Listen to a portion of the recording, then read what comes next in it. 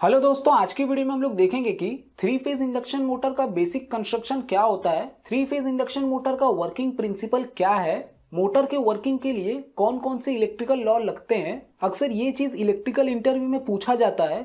अगर आप लोगों ने इसका प्रॉपर आंसर दे दिया तो आप लोगों के सिलेक्शन होने के चांसेस बहुत बढ़ जाते हैं। मोटर रोटेट क्यों होता है, मतलब मोटर में टॉर्क कब जनरेट होता है, तो सारा कॉन्सेप्ट हम लोग बेसिक से देखेंगे। तो पूरी इंफॉर्मेशन के लिए वीडियो को लास्ट तक देखिएगा। दोस्तों स्टार्ट करते हैं। थ्री फेज इंडक्शन मोटर के दो मेन पार्ट होते हैं। First is stator, second is rotor. Stator जो होता है दोस्तों वो स्टेशनरी पार्ट होता है मोटर का, जो कि फिक्स रहता है, और जो रोटर होता है वो रोटेटिंग पार्ट होता है मोटर का, जो कि गोल गोल घूमता है, उसको हम लोग रोटर बोलते हैं। थ्री फेज इंडक्शन मोटर में हम थ्री फेज सप्लाई खाली स्टेटर को देते हैं, मतलब स्टेटर वाइंडिंग को ही खाली थ्री फेज सप्लाई दिया जाता है। दोस्तों जैसा कि आप लोग फोटो में देख सकते हैं, ये मोटर की स्टेटर वाइंडिंग है। वाइंडिंग मतलब होता क्या है, बहुत सारे कॉइल से वाइंडिंग बनती है। और दोस्तों जो कॉइल होती है वो ऐसे कॉपर के पतले पतले तारों से बनती है। तो कॉपर के ऐसे पतले तारों को लपेट करके कॉइल बनाया जाता है।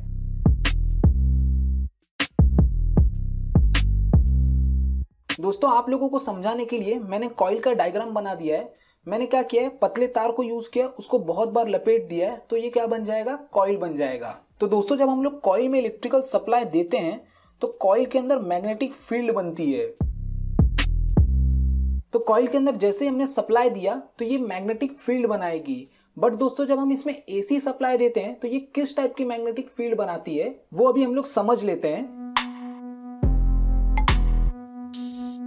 एसी सप्लाई की वेव फॉर्म कुछ इस प्रकार से होती है। मैंने आप लोगों को फेज सीक्वेंस वाली वीडियो में ये चीज अच्छे से समझाया था।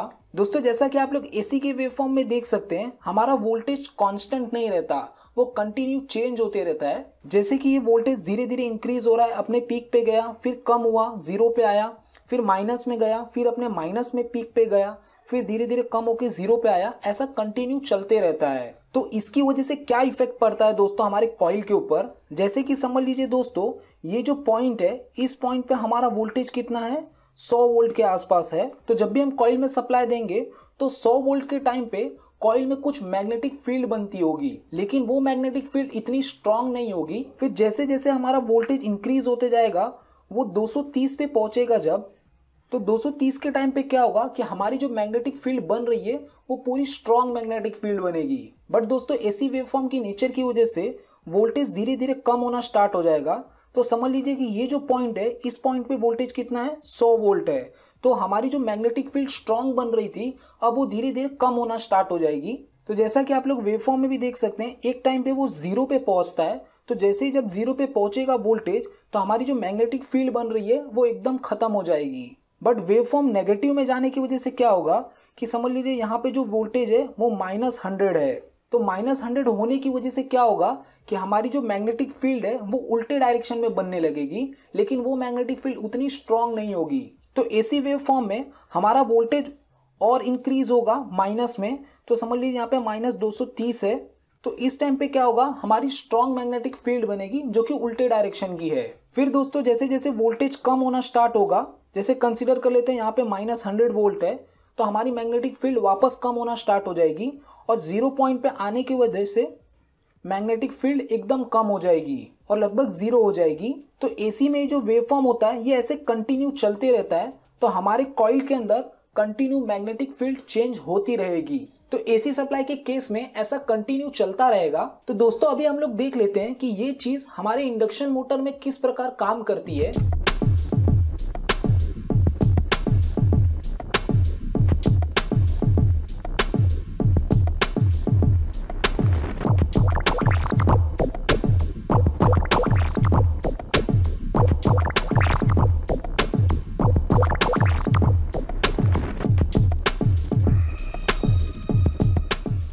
ये दोस्तों थ्री फेज इंडक्शन मोटर की स्टेटर वाइंडिंग का अरेंजमेंट है। जैसा कि आप लोग देख सकते हैं, ये मेरा आर फेज है, ये वाई फेज है और ये बी फेज है। तो तीनों फेज की वाइंडिंग हमारे स्टेटर में होती है। दोस्तों जैसा कि मैंने आप लोगों को फेज सीक्वेंस वाली वीडियो में बताया था कि हमारी थ्री फेज की वेवफॉर्म किस प्रकार से बनती है, तो जैसा कि आप लोग थ्री फेज वेवफॉर्म में देख सकते हैं, हमारा जो आर फेज का वोल्टेज है वो धीरे धीरे इंक्रीज हो रहा है, फिर वो अपने पीक पे गया, फिर वो धीरे धीरे कम होना स्टार्ट हो गया। उसी टाइम पे हमारे वाई फेज का वोल्टेज धीरे धीरे इंक्रीज होना स्टार्ट हो गया, वाई फेज अपने पीक पे गया और धीरे धीरे कम होना स्टार्ट हो गया। उसके बाद हमारा जो बी फेज है उसका वोल्टेज धीरे धीरे इंक्रीज होना स्टार्ट हो गया और वो अपने पीक पे गया, फिर कम होना स्टार्ट हो गया, फिर आर फेज का वोल्टेज इंक्रीज होना स्टार्ट हो गया। तो ऐसे ही कंटिन्यू चलते रहता है। इसको मैंने बहुत ही अच्छी तरीके से फेज सीक्वेंस वाली वीडियो में समझाया था, तो इस वीडियो में हम लोग उतना डीप में नहीं देखेंगे। तो दोस्तों 3 फेज वेवफॉर्म का हमारे मोटर के ऊपर क्या इफेक्ट पड़ता है वो हम लोग देख लेते हैं। जैसा कि आप लोग वेवफॉर्म में देख सकते हैं, हमारा आर फेज है उसका वोल्टेज धीरे धीरे इंक्रीज होना स्टार्ट हो गया और अपने पीक पे पहुंच गया। मतलब इस टाइम पे हमारा आर फेज का वोल्टेज कितना है, 230 वोल्ट है। बाकी जो 2 फेज है उसके वोल्टेज कम है। तो आर फेज का वोल्टेज 230 होने की वजह से क्या होगा कि हमारा जो आर फेज है वो सबसे स्ट्रॉन्ग मैग्नेटिक फील्ड बनाएगा बाकी दोनों फेज के कंपैरिजन में। बट दोस्तों ऐसा कंटिन्यू नहीं रहता। आर फेज का वोल्टेज धीरे धीरे कम होना स्टार्ट हो जाता है, फिर हमारा जो वाई फेज है उसका वोल्टेज इंक्रीज होना स्टार्ट हो जाता है। तो वाई फेज का वोल्टेज जब पीक पे पहुंचता है तो उस टाइम पे क्या होता है, बाकी जो अदर 2 फेज हैं उनका वोल्टेज कम होता है और उस टाइम पे वाई फेज का वोल्टेज सबसे ज्यादा है। तो जो हमारी वाई फेज की वाइंडिंग है वो सबसे ज्यादा स्ट्रॉन्ग मैग्नेटिक फील्ड बनाएगी। ऐसे ही कंटिन्यू आगे हमारा जो बी फेज है उसका वोल्टेज इंक्रीज होता है और बाकी जो अदर फेज हैं उनका वोल्टेज कम हो जाता है। तो वाई का वोल्टेज जब अपने पीक पे पहुंचता है, मतलब 230 पे पहुंचता है, तो वाई फेज की वाइंडिंग सबसे स्ट्रॉन्ग मैग्नेटिक फील्ड बनाती रहती है। ऐसा कंटिन्यू चलते रहता है। मतलब पहले आर फेज की वाइंडिंग सबसे ज्यादा स्ट्रॉन्ग मैग्नेटिक फील्ड बनाएगी, फिर वाई फेज की वाइंडिंग सबसे ज्यादा स्ट्रॉन्ग मैग्नेटिक फील्ड बनाएगी, फिर बी फेज की वाइंडिंग सबसे स्ट्रॉन्ग मैग्नेटिक फील्ड बनाएगी। ऐसा कंटिन्यू चलते रहता है। दोस्तों जैसा कि आप लोग वेवफॉर्म में भी देख सकते हैं, सबसे पहले क्या होता है कि हमारा जो आर फेज है वो सबसे पीक पे जाता है और पीक पे जाने की वजह से क्या होता है कि हमारे जो आर फेज की वाइंडिंग है वो सबसे स्ट्रॉन्ग मैग्नेटिक फील्ड बनाती है एज कंपेयर टू दोनों अदर फेज के। फिर क्या होता है दोस्तों, आर फेज का वोल्टेज धीरे धीरे कम होता है, वाई फेज का वोल्टेज बढ़ता है। तो हमारा जो वाई फेज है वो सबसे स्ट्रॉन्ग मैग्नेटिक फील्ड बनाता है। वाई फेज के बाद बी सबसे स्ट्रॉन्ग मैग्नेटिक फील्ड बनाता है, फिर वापस आर फेज सबसे स्ट्रॉन्ग मैग्नेटिक फील्ड बनाता है, फिर वाई बी, ऐसा कंटिन्यू चलते रहता है। तो ऐसा कंटिन्यू चलने की वजह से क्या हो रहा है कि हमारा जो स्टेटर है वो रोटेटिंग मैग्नेटिक फील्ड बना रहा है, जिसको आरएमएफ बोला जाता है। मतलब जैसे कि पहले आर फेज स्ट्रॉन्ग हुआ, फिर वाई फेज स्ट्रॉन्ग हुआ, फिर बी फेज स्ट्रॉन्ग हुआ, तो ऐसे कंटिन्यू ये एक के बाद एक स्ट्रॉन्ग हो रहे हैं। तो ये क्या प्रोड्यूस कर रहे हैं, रोटेटिंग मैग्नेटिक फील्ड प्रोड्यूस कर रहे हैं। तो स्टेटर को जब भी 3 फेज सप्लाई मिलेगा तो स्टेटर क्या बनाता है, रोटेटिंग मैग्नेटिक फील्ड बनाता है। तो दोस्तों मोटर कैसे घूमता है वो जानने से पहले हम लोग कुछ बेसिक जान लेते हैं।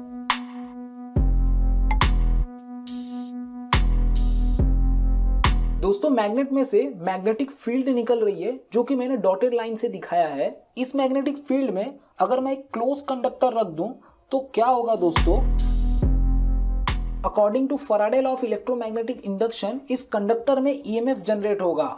मतलब मैग्नेटिक फील्ड में जो कंडक्टर है इसमें ईएमएफ बनेगा। ईएमएफ लगभग सेम होता है वोल्टेज के। तो दोस्तों इस मैग्नेटिक फील्ड में कंडक्टर होने की वजह से कंडक्टर में वोल्टेज जनरेट होगा। बट दोस्तों जैसा कि आप लोग डायग्राम में देख सकते हैं, इस कंडीशन में हमारा जो कंडक्टर है उसके अंदर खाली एक ही बार ईएमएफ जनरेट होगा, क्योंकि हमारी ये जो मैग्नेटिक फील्ड है वो स्टेशनरी है। फैराडे लॉ के हिसाब से अगर कोई मूविंग मैग्नेटिक फील्ड है और उसमें हम लोग क्लोज कंडक्टर रखते हैं तो उसके अंदर ईएमएफ जनरेट होगा। तो कंडक्टर में कंटिन्यू ईएमएफ जनरेट करने के लिए हमें मैग्नेटिक फील्ड बार बार चेंज करना पड़ेगा। मतलब हमारी ये जो मैग्नेटिक फील्ड है पहले ऊपर से नीचे आ रही थी, फिर उसके बाद क्या होगा कि ये नीचे से ऊपर जाएंगी, फिर ऊपर से नीचे आएंगी, ऐसा कंटिन्यू होते रहेगा। तो हमारा जो कंडक्टर है इसमें ईएमएफ कंटिन्यू जनरेट होता रहेगा। तो कंडक्टर के अंदर कंटिन्यू ईएमएफ जनरेट करने के लिए हमारी मैग्नेटिक फील्ड कंटिन्यू चेंज होनी चाहिए। दोस्तों ये जो कंडक्टर है ये क्लोज सर्किट होने की वजह से, मतलब शॉर्ट सर्किट होने की वजह से इसमें जब ईएमएफ जनरेट होगा तो वो ईएमएफ की वजह से क्या होगा कि इसके अंदर खुद का एक करंट फ्लो होगा। मतलब कंडक्टर में जो ईएमएफ जनरेट हो रहा है उस ईएमएफ की वजह से इस कंडक्टर के अंदर करंट फ्लो होना स्टार्ट हो जाएगा। दोस्तों ये सब चीजें किस लॉ की वजह से हो रही है, Faraday law of electromagnetic induction. दोस्तों इसको अभी हम लोग और अच्छे से समझेंगे। पहले हम लोग समझ लेते हैं कि कितने टाइप के रोटर होते हैं मोटर के। नॉर्मली 2 टाइप के रोटर होते हैं 3 फेज इंडक्शन मोटर के। First is squirrel cage rotor, second is wound type rotor. Wound type rotor को स्लिप रिंग टाइप वाला रोटर भी बोला जाता है। हम लोग मोटर का कॉन्सेप्ट समझने के लिए स्क्विरल केज टाइप वाले रोटर का एग्जांपल लेंगे।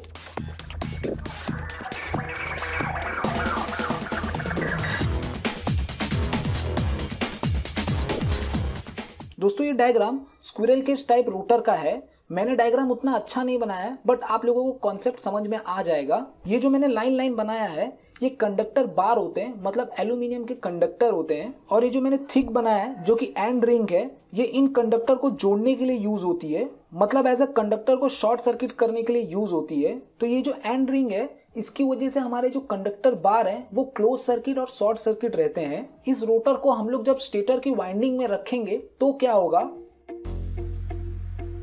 दोस्तों स्टार्टिंग से पूरे कॉन्सेप्ट को समझेंगे। हम लोग पहले क्या करते हैं कि 3 फेज सप्लाई हम लोग स्टेटर वाइंडिंग को देते हैं। स्टेटर वाइंडिंग को जब 3 फेज सप्लाई मिलती है तो स्टेटर वाइंडिंग मैग्नेटिक फील्ड बनाती है। ये जो मैग्नेटिक फील्ड बनाती है वो रोटेटिंग मैग्नेटिक फील्ड होती है, जिसको हम लोग आरएमएफ भी बोलते हैं। और दोस्तों एसी सप्लाई अल्टरनेटिंग होने की वजह से ये जो मैग्नेटिक फील्ड बनती है वो कंटिन्यू चेंज भी होती रहती है।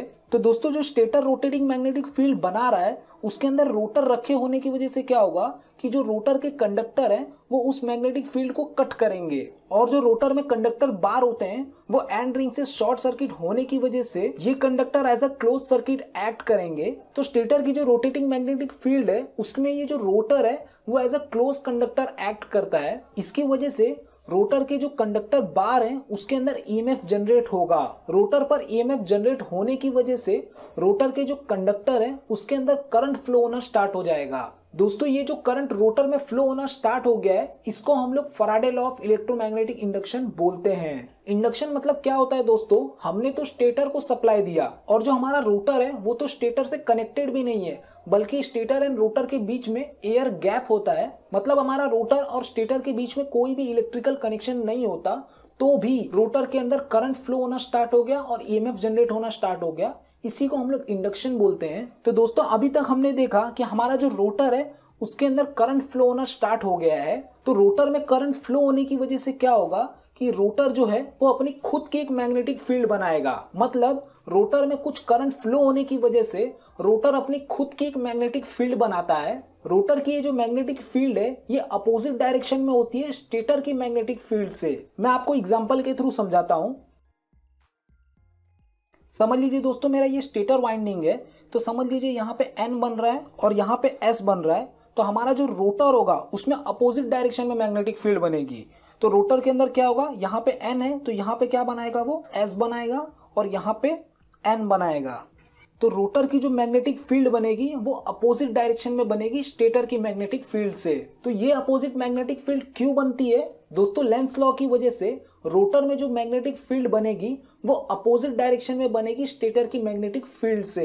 ये जो अपोजिट डायरेक्शन में मैग्नेटिक फील्ड बनी है वो मेन स्टेटर की फील्ड को कम करने की कोशिश करता है। बट दोनों स्टेटर एंड रोटर में अपोजिट फील्ड होने के कारण एंड स्टेटर की रोटेटिंग मैग्नेटिक फील्ड होने के कारण रोटर स्टेटर की मैग्नेटिक फील्ड को पकड़ने का ट्राई करता है, जिसकी वजह से हमारे रोटर के अंदर टॉर्क जनरेट होता है। तो दोस्तों रोटर की जो मैग्नेटिक फील्ड है वो स्टेटर की मैग्नेटिक फील्ड को पकड़ने का ट्राई कर रहे हैं, बट हमारी जो स्टेटर की मैग्नेटिक फील्ड है वो गोल गोल घूम रही है, जिसकी वजह से क्या होता है कि हमारा जो रोटर है वो धीरे धीरे गोल गोल घूमना स्टार्ट करता है। मतलब उसके अंदर टॉर्क जनरेट होता है और हमारा रोटर रोटेट होना स्टार्ट हो जाता है। तो दोस्तों अभी हम लोग 3 फेज इंडक्शन मोटर के बारे में थोड़ा बहुत जान लेते हैं। 3 phase induction motor self start होता है, मतलब मोटर को धक्का देके स्टार्ट करने की जरूरत नहीं पड़ती।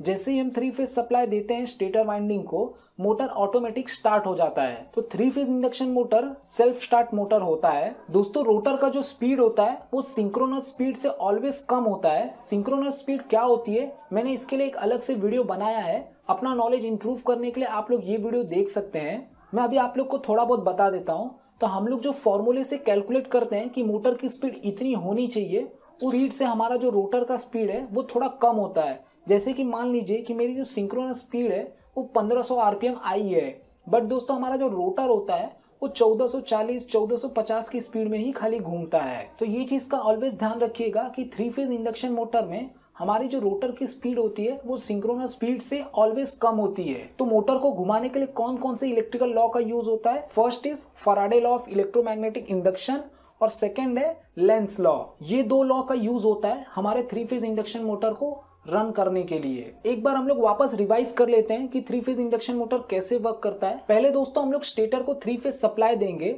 स्टेटर को जैसे ही 3 फेज सप्लाई मिलेगा, स्टेटर की जो वाइंडिंग है वो मैग्नेटिक फील्ड को बनाएंगी। जो मैग्नेटिक फील्ड बनेगी वो रोटेटिंग नेचर की होगी, मतलब रोटेटिंग मैग्नेटिक फील्ड होगी। रोटेटिंग मैग्नेटिक फील्ड होने के साथ साथ वो कंटिन्यू चेंज भी होगी, क्योंकि हमारी जो वेव फॉर्म है 3 फेज की वो अल्टरनेटिंग नेचर की है। और दोस्तों हमारे जो स्टेटर वाइंडिंग होती है उसके बीच में हम लोग रोटर को रखते हैं। Rotor as a close conductor act होता है, तो ये जो मैग्नेटिक फील्ड बन रही है वो कंडक्टर के ऊपर जाएंगी। तो रोटर का जो कंडक्टर है वो इस मैग्नेटिक फील्ड को कट करेगा। रोटर का जो कंडक्टर है वो इस मैग्नेटिक फील्ड को कट करने की वजह से क्या होगा कि रोटर के अंदर ईएमएफ जनरेट होगा। रोटर का जो ईएमएफ है उसकी वजह से क्या होगा कि हमारे रोटर के अंदर करंट फ्लो होना स्टार्ट हो जाएगा। तो रोटर में करंट फ्लो होने की वजह से क्या होगा कि रोटर खुद की एक मैग्नेटिक फील्ड बनाएगा। रोटर के अंदर जो मैग्नेटिक फील्ड बनेगी वो अपोजिट डायरेक्शन में होगी स्टेटर की मैग्नेटिक फील्ड से। स्टेटर की मैग्नेटिक फील्ड कंटिन्यू रोटेट हो रही है, तो हमारा जो रोटर का मैग्नेटिक फील्ड है वो उस मैग्नेटिक फील्ड को कैच करने की कोशिश करेगा स्टेटर वाली को। इसकी वजह से क्या होगा कि हमारा मोटर धीरे धीरे रोटेट होना स्टार्ट हो जाएगा और वो स्पीड में रोटेट होने लगेगा। तो दोस्तों इस प्रकार से हमारा 3 फेज इंडक्शन मोटर वर्क करता है। आई होप आप लोगों को ये वीडियो अच्छी लगी हो और आप लोग के सारे कॉन्सेप्ट क्लियर हो गए हो। तो आप लोगों को ये वीडियो अच्छी लगी होगी तो जरूर लाइक एंड कमेंट करके बताइएगा मुझे। थैंक्स फॉर वॉचिंग, मिलते हैं नेक्स्ट वीडियो में।